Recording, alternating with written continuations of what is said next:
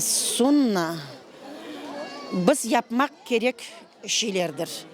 Bu ahlak taraftan, terbiye taraftan ve Allah'ın kitabına göre yaşamak.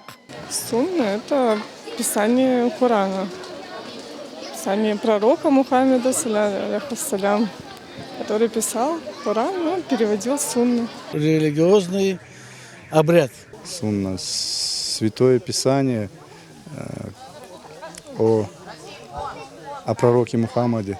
Сунна – это, есть фарс, это обязательное, а сунна – это желательное. Вот мы должны изучать религию и сунну пророка изучать. То, что он говорил, то, что он слышал по сунне.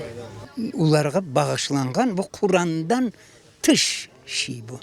Kur'an öz yoluna, lakin Kur'an'a koşunca olğan dep men onu öyle dep anlayayım. Это предписания, которые даны мусульманскому сообществу. Это предписание, данное через священную книгу мусульман Коран.